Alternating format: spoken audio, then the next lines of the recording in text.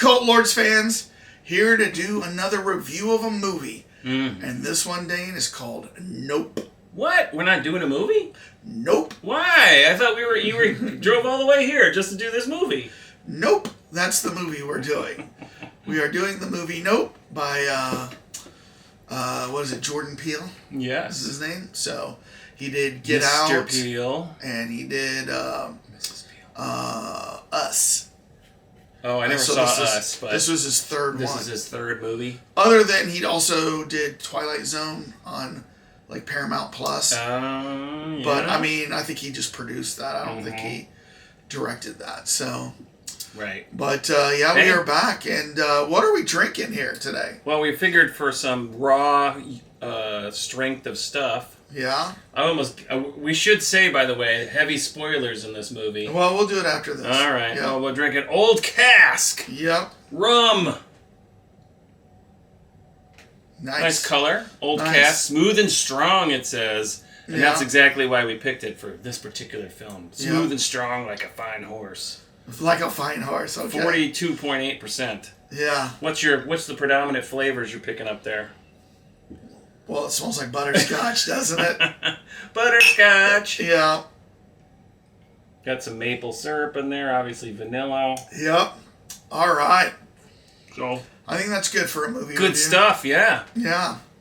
All right, Dane. Yes. Now that we are going to get into this movie review, what do we want to say to our viewers about the spoilers? Okay, well, we're going into some heavy spoilers. We're going to be talking everything, all the deets, including the end. We're going into Red Alert territory. Red Alert territory. If you have not seen this movie, you might want to stop now, go check out this movie, and then come back when you've seen this movie.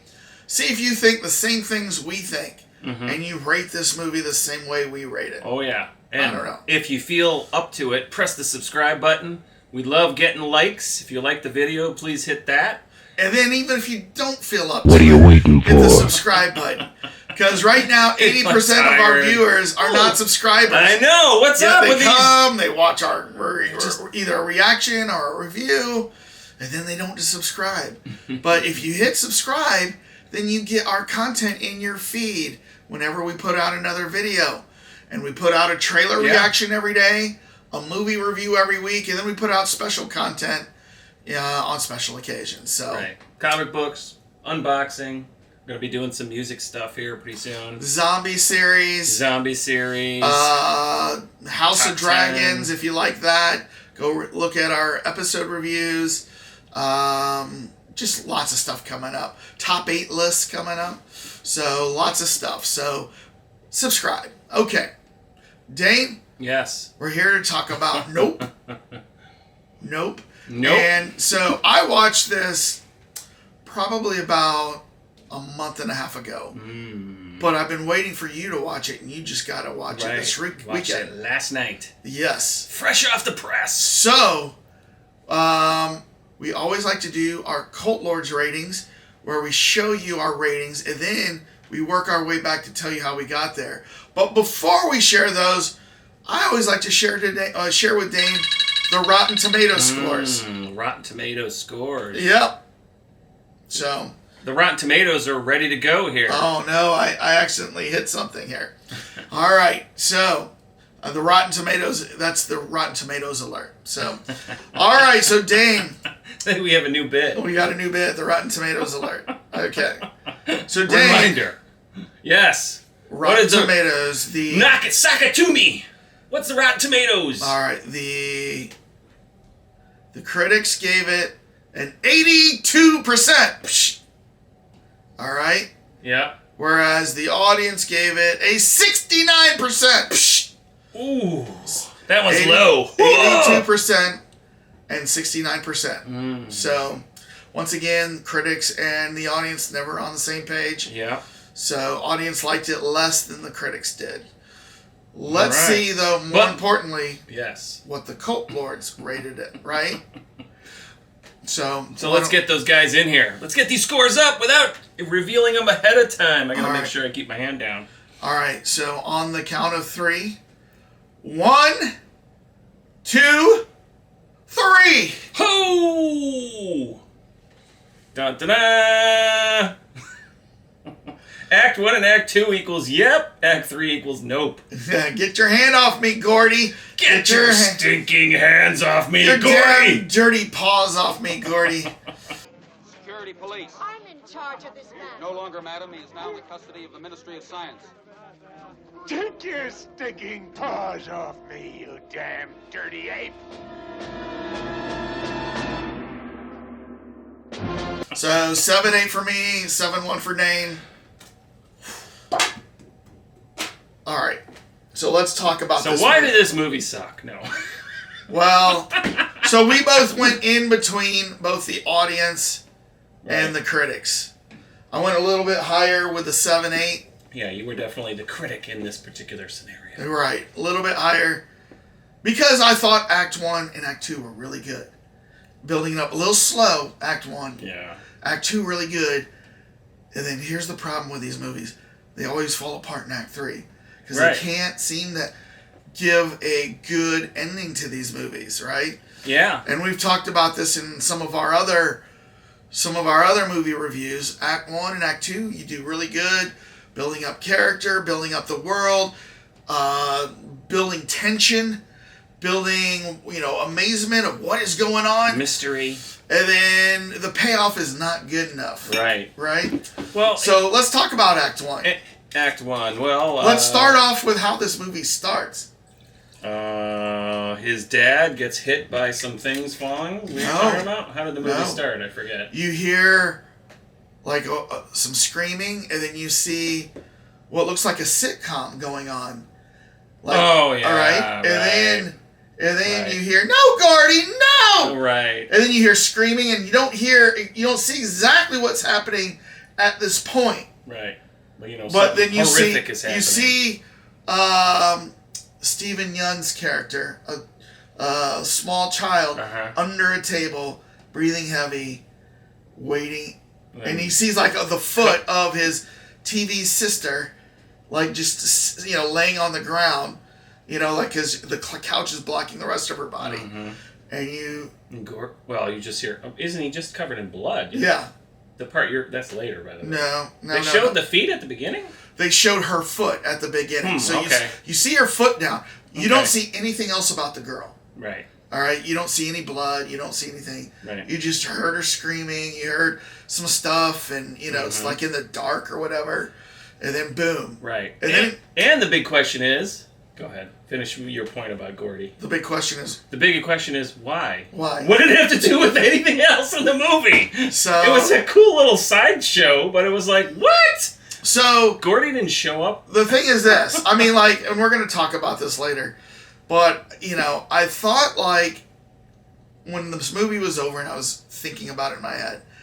The question is why? Why show this? What was the payoff? What's the payoff? Are they trying to build... backstory to Stephen Yeun about how he's a survivor, because I thought it was going to be maybe how he's a survivor, right?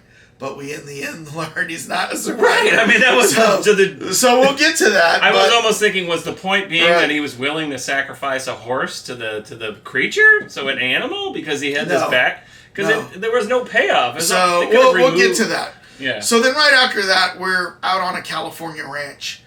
And, we see our main character, Daniel Kaluuya, who plays OJ. Otis Jr. Otis Jr. And his dad is Keith David, who we've talked about before. He's in, like, some good movies. Like, he's in Platoon, if you remember him in Platoon. Yeah. But he and his dad are out there on the ranch, and, his dad training just, like, horses. Looks up, and... They hear something, and then boom, his dad goes down. You think might Very be a heart goes attack. Down, yeah, because the horse kind of wanders off. Yeah, so he goes out and he's thinking, Dad. When he gets there, man, his eyes. They showed an X-ray later, and he had a big nickel stuck in his head. A big nickel, yeah. So his father has died.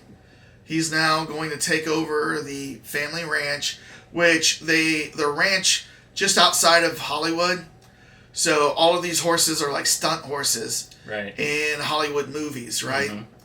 And so yeah, I told you they were stunt horses. And they revealed the, kind of an interesting point in history that the first actual live action filmmaking Wasn't it? test was a black African American jockey on a horse. Right.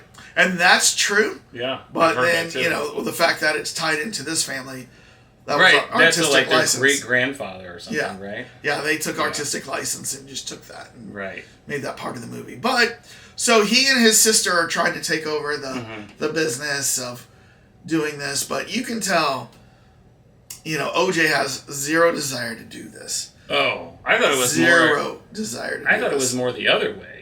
Oh. I thought she was the one who was kind of like, because he gets after her and says, hey, you can't have a side hustle. And she's like, this is my side hustle. Yeah. I've got another job. But you never see her doing another job. Yeah, I don't think he wants to be there on set, though. This is like his dad's passion. Well, right. He's not the front man. Yeah. I'm the back office dude. Yeah. Kind of like this guy. He's the front office. I'm the back office. I take it in the front. He takes it in the back. So he's in the front. I'm in the rear. Yeah. So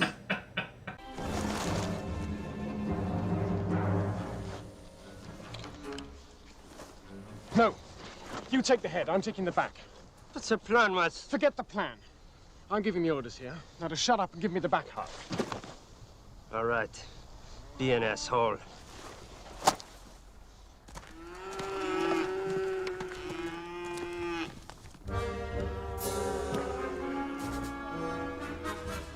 He'll say come. Okay, let's move out.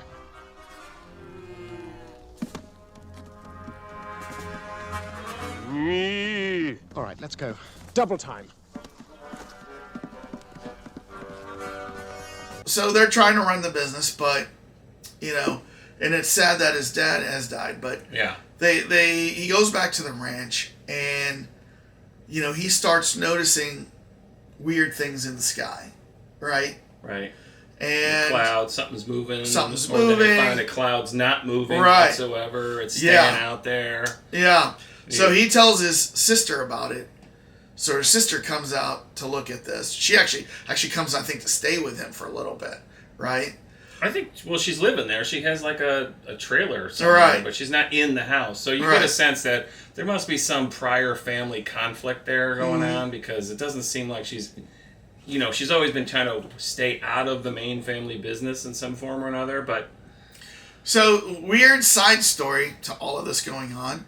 Just down the street is kind of this, like, a little amusement park / sideshow built in. It's another ranch, but it's meant there to be as an amusement. Like, they build, like, a western town, so it's got a western feel. There's actually something like that here in Chicago that I took my girls to. Oh, way out in... Yeah. It's called the something train yard. It's like the Union Trains. No, it's called like Western World, or not Westworld. Western World. Western Town or Cowboy Town or something like that. We're missing some faces. Yeah.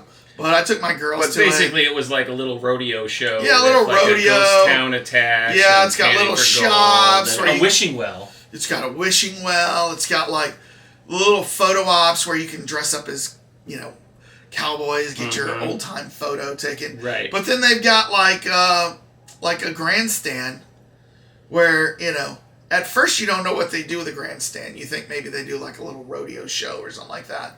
But later on, you're going to find out that they have a different kind of show going on there. And it deals with what's in the sky. Mm-hmm. And it's run by Stephen Yeun, who's now grown up. And I think his wife, right? Yeah, and his wife. Amber Park. Yeah, Amber Park. And he's Ricky Park. So... And I agree. All that part I thought was interesting. I mean, I do agree that, Act 1, Act 2...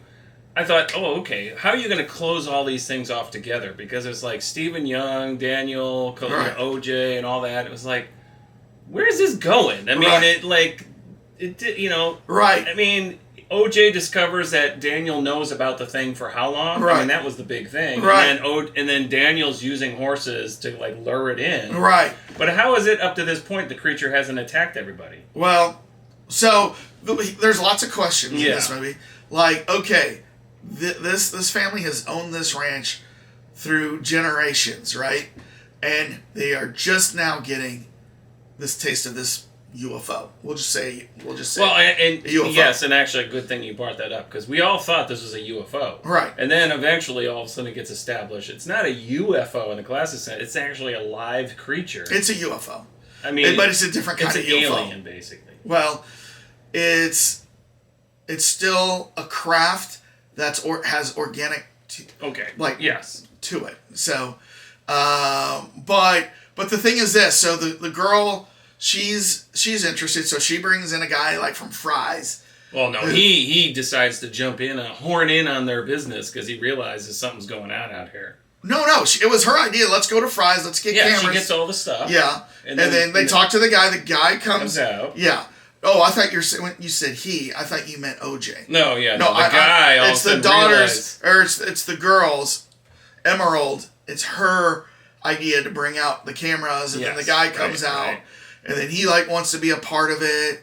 So they're like, yeah, you can be a part. Angel wants to be a part of it. Yeah. The Fry guy. Fry's is not open, right? At this point, it's completely closed. Well, I think they still have California locations. Okay, because that was kind of pointed. I was like, Yeah, well, they closed here in Chicago, so. But so he comes out. He's put up all these cameras, and he's now remotely monitoring that ranch, and the thing is, he sees some stuff, so he comes back. And he goes, I got to show you something.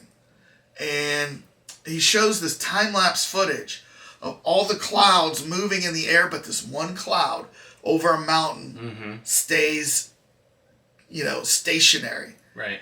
And, when I watched that, that gave me some chills, on my arm, oh, my gosh, whoa. Because, a lot of times when you watch a movie, Dane, and I learned this actually in film school, when I went to film school in college or film classes. This is where you were smoking the little clove cigarettes and. There's two types of viewers to movies.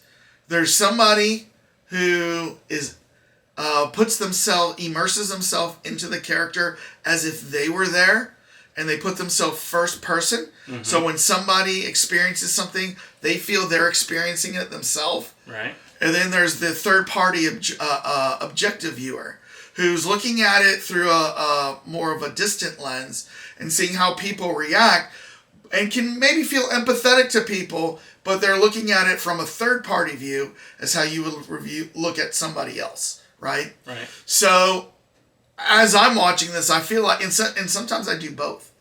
Or, I can do both, but sometimes when I watch a movie, I will watch it first-person, viewer. Sometimes I will watch it in a third person objective viewer. I felt myself immediately watching this in the first person as if I'm involved. Well, and one would say that a masterful movie is going to pull you into it so you feel like you're in the movie as opposed to and so to your point, I felt more like I was an observer the whole time. I didn't really get pulled into this movie. Oh, I got pulled into this movie, and we're going to talk about the moment where I really the moment. So I got shivers, on my arms because I thought that would be shiver me timbers. That would be very freaky, yeah.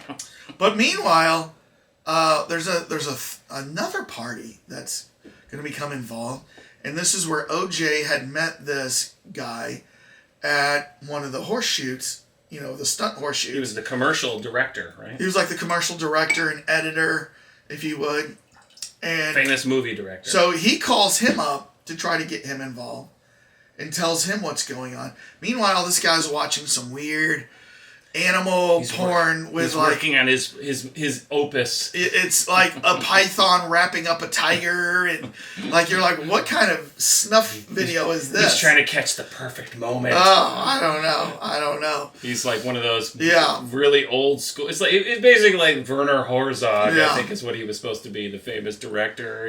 He's sitting there watching for that kill scene.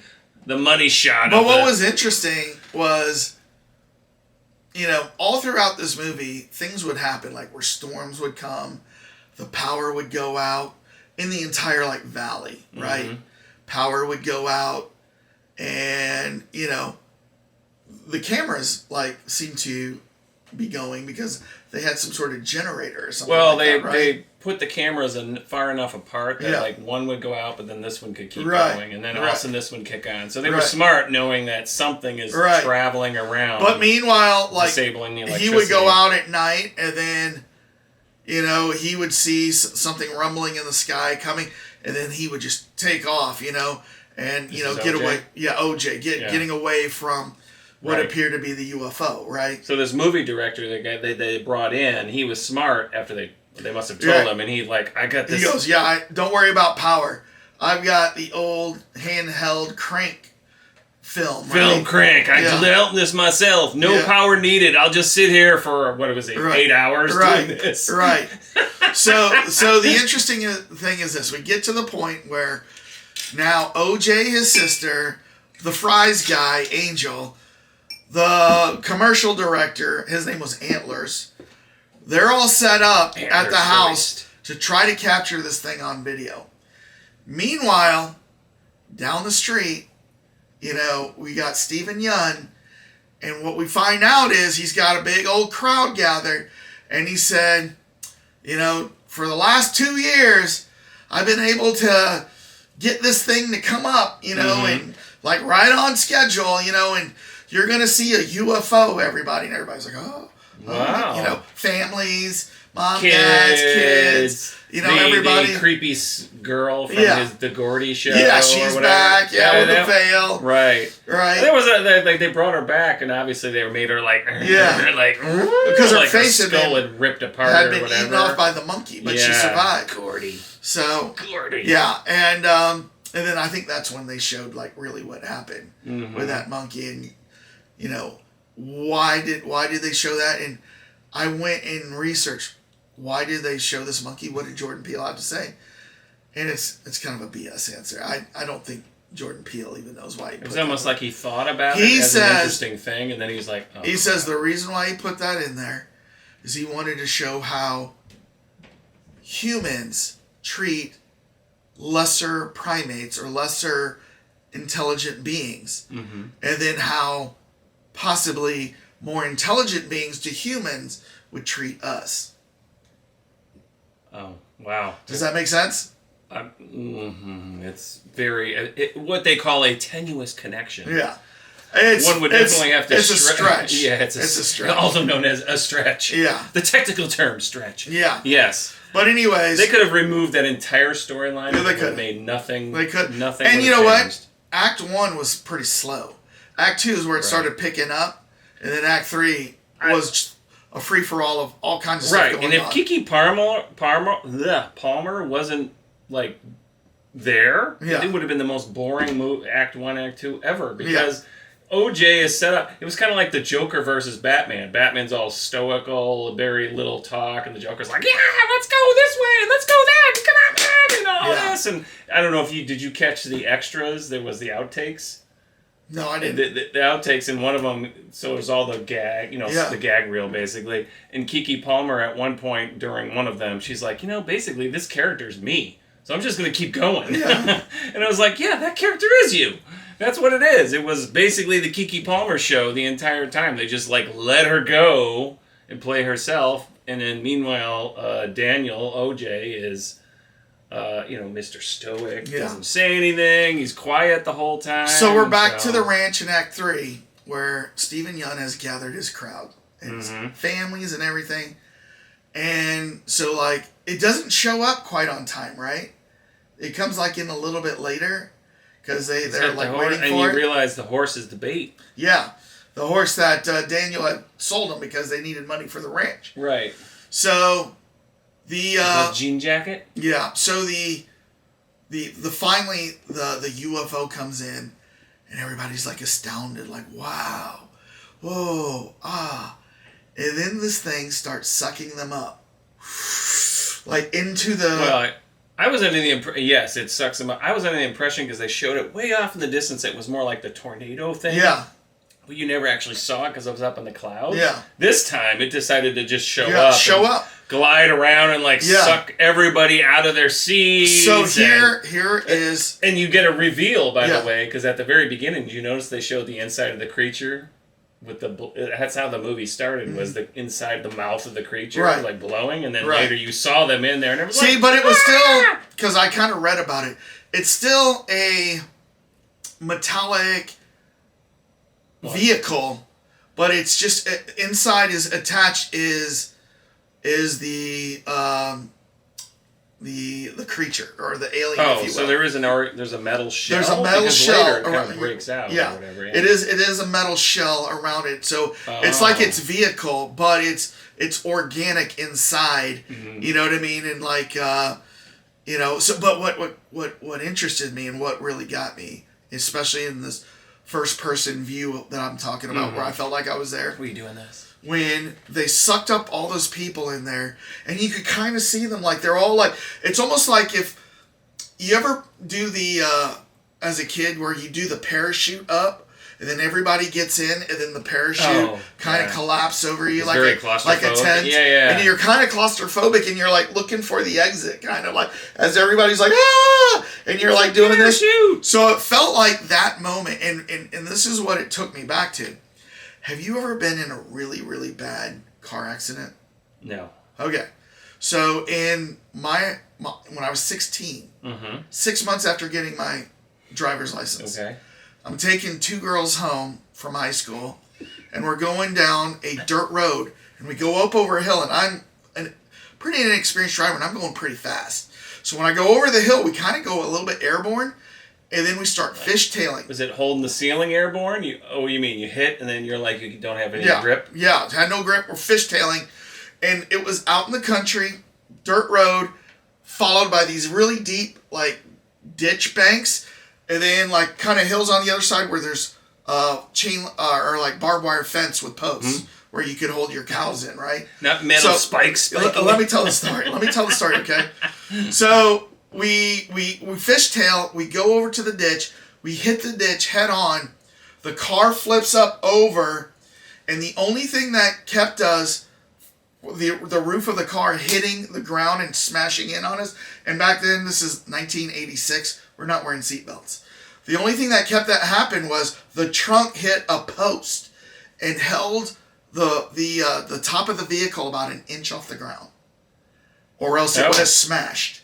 Wow. And we were on we're now like sitting on the ceiling of the car. The windshield had hit the grass. It's dark in there. And for like a split second, we're in shock. We're like, what happened? Where are we? What happened? This is at night? No, it was during the daytime. It was in the afternoon. You said it was dark. Okay. Well, no, because it went dark because the windshield was completely covered by grass. Oh. We're upside down. There's no window, or there's no light coming in from the back, and so it's just got dark in there all of a sudden. And so like we could barely see each other. We're on this all happened in a split second. Right. And so like I'm thinking that's what it felt like for these people. They're within a few seconds they're flying up, and then all of a sudden they're in a cramped, space all together. And you can see people kind of like screaming. You can see little girls screaming like, "Dad, Mom, what's going on?"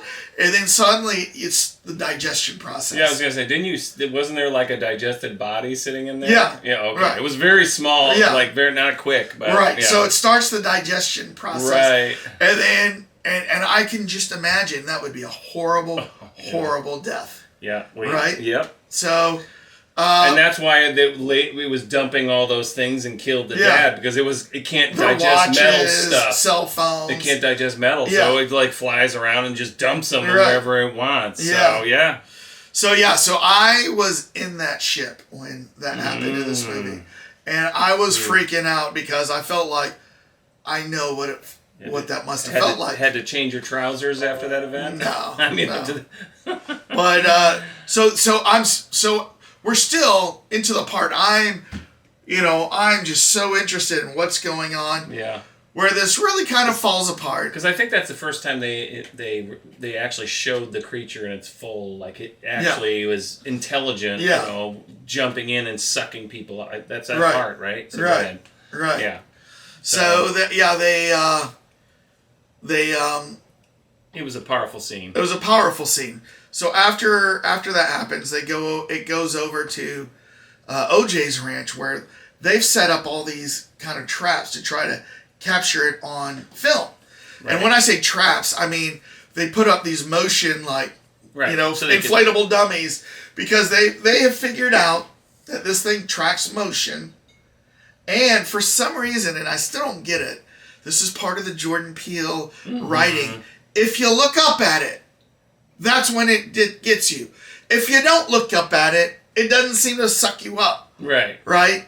Well, it's like an animal that, because dogs are the same way. If you look at them, they will attack you in some cases. I mean, and if you don't, they'll just kind of stand But the down. dog still knows you're there. Yes, the dog still knows you're there. So, I don't know. I didn't understand I agree, because there was no eyes. I didn't understand that whole lore of what he was trying I think to he was just kind of like playing with animal lore in itself. Yeah. But to your point about the creature showing up and flying around the territory there, and I completely forgot. Sorry, keep going. I forgot what I was going to say. Yeah. He showed up. He was flying around. To your, he's like, "Don't look at it. Don't look at it." And then it goes up and it's sucking all different things up around the ranch. Right. Oh, I know what I was going to say. And also, for whatever reason, it does some kind of EMF thing where it knocks out the electricity. Yes, wherever it's at. They could tell those flappy car things are like, yeah, they go down. Oh, it's there! Right. It's there! Right. Although, right. I don't know if it would be so localized if it was way, way up above. Well, and so what I didn't understand was those things, weren't they running on, like, gas generators? No, they were batteries. Oh, then that's why. What? Because remember all the people that got sucked up? All their cars were in the parking lot? They went out and they grabbed all the batteries out of the cars. And so every one of those was on a battery. Okay. So, yeah, but to your point, that was not obvious. It was one of those you had to be... But meanwhile, Antlers and Angel, the two filmers, they're going at it like up on a mountain, and they're filming all of this, right? And then... my arm's tired. But then the thing circles around towards them. And I think it gets Angel, right? The Fries guy up. He falls down. No, what happens is he falls down. He's blown into that tarp, and then he gets wrapped up in barbed wire from the fencing, and so the creature tries to grab him, but the barbed wire is so tied down that it can't get him. See, it's been over a month since I've seen that, so he can't get him. And then the big thing is Michael what's his name? Antlers Hoist, the director. He decides he's going to go out there and I'm going to get the shot. Right. I'm going to get it perfectly. And he just goes out. And he knows it's going to suck him up, and then that it'll end up spitting out the film, so they'll get the film, right? But I didn't understand his sacrifice there. I think because he was like, this is a big UFO. We're going to get the shot, and this is going to be me getting sucked up. Right. It's basically like a big GoPro, like a motorcyclist crashing. Like, I got the shot, but I died doing it, like kind of that mentality. Yeah. There's a lot of people that are like, I got the shot. And what was it? The money shot. Did he have, I can't remember. How did they bring it down? Or did they bring it out? She had, remember the TMZ guy shows up with the electric motorcycle. Oh, that's right. And then that gets knocked. He's going 60, and then all of a sudden the thing zaps it, and he's like, "Wah!"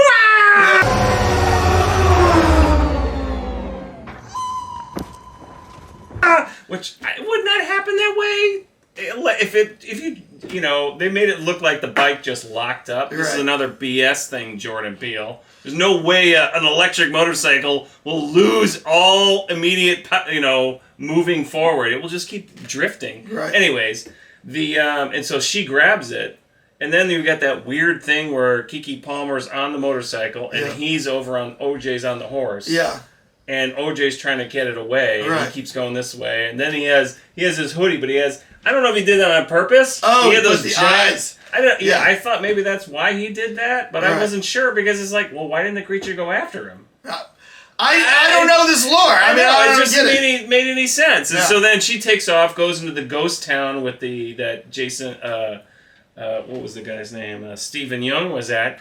And then proceeds to kind of try to escape. And then she goes with the wishing well. And she gets the pictures from the wishing well, right. But she then the reason she gets the pictures from the wishing well, she releases the giant cowboy inflatable balloon up into the sky. Oh, that's right. And then the creature goes out, and the creature by this time, by the way, is expanded out, and you see like its full body, and it's a pretty graceful, like it almost looked like, ironically, the sail ships from Tron. Yeah. You know what I'm talking about with the big things. It looked just like that, but that's what it was. It sucked that in, and then it blew it up. Right, and then like literally 5 minutes, all the reporters appeared at the gates of the rodeo Old town. Yonder town, yeah.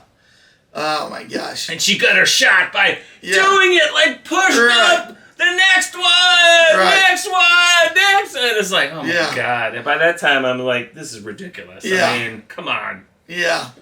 So, once again, Act 1 and Act 2 were good for me. Act 3, it broke down. Yeah. It got too crazy and ridiculous of a premise, and they don't explain anything. They don't explain anything about this UFO. It's just, the people survived it, right? And I always like to have a little bit of something wrapped up, a little bit of explanation or whatever. Like the Gordy showing up. Yeah, I don't know. I mean, the dumb thing about that whole thing with Gordy and Stephen Yeun and all that, they all got killed. Mm-hmm. It's like, well, wait, what was the point of that? He's not the survivor we thought he was. I know. It didn't make any sense. Yeah.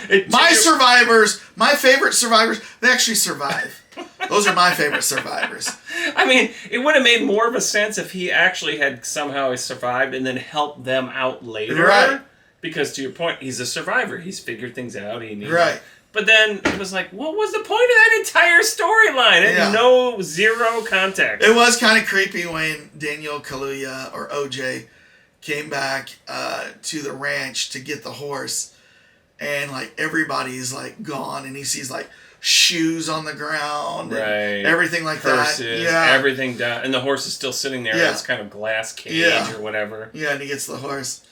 But that's when the UFO came back after him, and then his sister shows up, but then now they meet together and give each other a dap, like, hey, good job. Woohoo. Yeah, I mean, and again, that was the dumbness about this entire movie is that I was almost like, is Jordan Peele trying to be a M. Night Shyamalan-a-ding-dong kind of guy where there's a huge Act 1, Act 2, and then Act 3, it just falls apart. I mean, that's is what I got echoes of that entire director/writer genre where they have these great concepts. Great concept. And then they just can't figure out how to do it. Then they can't figure out how to end it. It's almost like Lost. Right. Right? You got a great concept for a show, but we didn't think out how we're going to end this. We just got the great concept, right? And so J.J. Abrams, BS. You didn't know how it was going to end. So with Nope, we've got a great concept. UFO stalking a ranch, right? Even the Stephen Yeun side story was interesting. Not the Gordy part, but just running a ranch where, hey, we're going to view this thing, right? Yeah. But I don't think he knew how to end it and wrap it up well. So but the funny thing is and this goes entirely back to Act 1, Act 2. Yes, I agree. I thought the Gordy part was actually really interesting because I was like, oh, that really is traumatic and all that. But I was like, what? No payoff. Right. Like, what was the point? You could have ended it at, I don't know whenever Act 3 exactly started, but you could have ended it right there and then there would have been no difference. Like, who the hell cares about the end at this point? Yeah. Man, Jordan, you're better than this. Yeah. So then that's the end of the movie, basically. Yeah. So Keke survived. Come on, man. The end. Yeah. How we ended this. So not happy. It's just Act 3. It's such a disappointment. I really wanted to like this movie. I'm very intrigued by alien kind of movies, ancient alien TV shows, watch every episode. So I'm very intrigued by this, and you built up some good characters and a good concept, but you couldn't close the deal. You couldn't close the deal. A lot of times they need another writer to come in and just kind of finish off the end of the movie. Because You But get you know to a what? point where you're like, This I'm is the Jordan director. Peele. I'm the director. I don't need to finish off these storylines. I'm just going to make something up. This is Jordan Peele, and this is kind of the same thing with the M. Night Shyamalan. You go out with one of your first movies, and you hit a grand slam with it. That gives you a lot of currency to experiment with the next 2, 3, 4 movies, right? So Jordan Peele is still in the honeymoon period, but you got one more, Jordan, and we're fans. You got one more in the tank. But yeah, well, I can't wait to see what you provide next, and hopefully this one will be a good payoff. So, but you know what, Dane? What would be interesting to see is what our Cult Lords viewers think. That would be a great point. Now we need some payoff from our viewers. Now, when we look at the Cult Lord viewers on our analytics, 20% of you are subscribers. And it ranges. Some week it's like 82%, some week it's 78%.